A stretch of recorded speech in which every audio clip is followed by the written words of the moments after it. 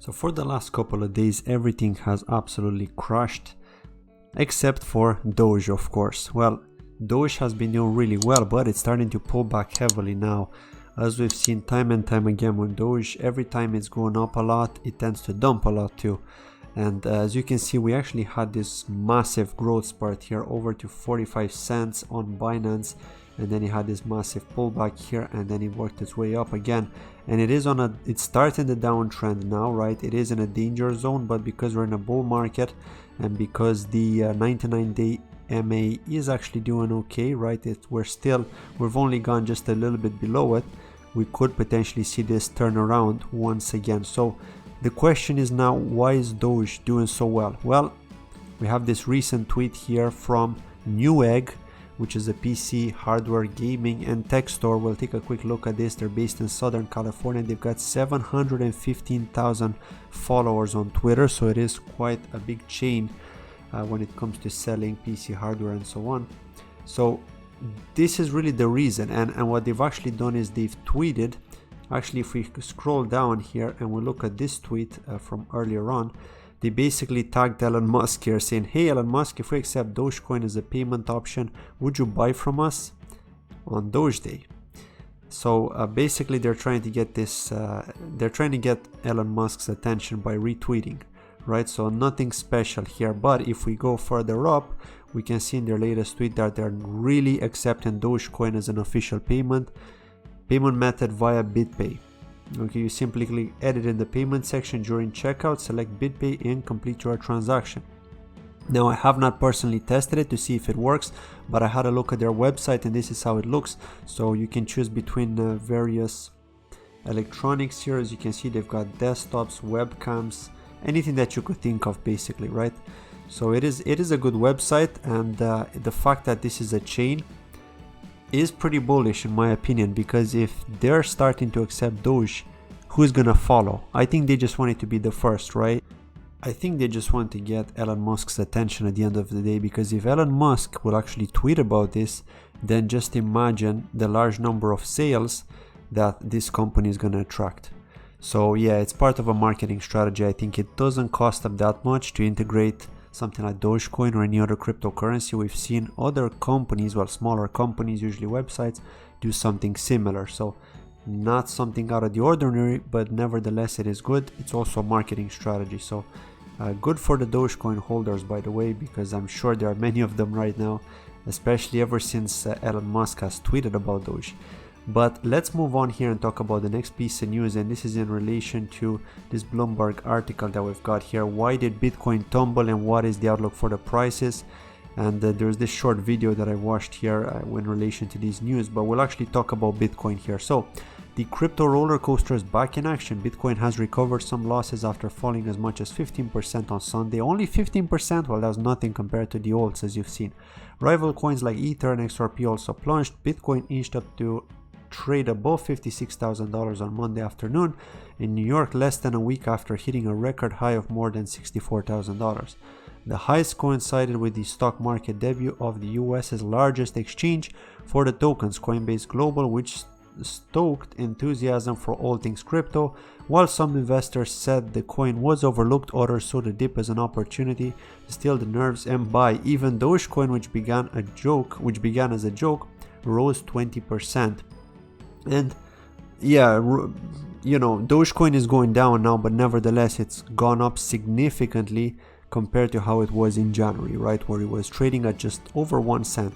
So what sparked the slide, as it is often the case, especially with assets as opaque as cryptocurrencies, where it's often unclear who's selling or buying, there isn't one answer. Analysts point to a grab of reasons. One of them is regulations. Okay, so once again we've got the regulations trying to generate fear or FUD into the market, and we've seen this time and time again. Even during the bear market, every time we had some kind of FUD, the price would just plunge even more, right? Apart from the fact that it was doing bad, it plunged even more. So somebody wants to buy back lower, right? Somebody probably sold, someone with a lot of money, they paid the media, and now they want to generate that kind of FUD to buy back cheaper. So let's find out what's the story with the regulation. So this article is really good because it summarizes it. So on Friday, the Turkish central bank said it would ban their use as a form of payment from April 30th and would prohibit companies that handle payments and electronic fund transfers from processing transactions involving crypto platforms. So that's pretty bad, right, from the Turkish central bank. I don't know if they were paid to do that, I don't know what's going on, but anyway. There was also online speculation over the weekend that the US Treasury is poised to crack down on money laundering carried out through digital assets. The Treasury declined to comment.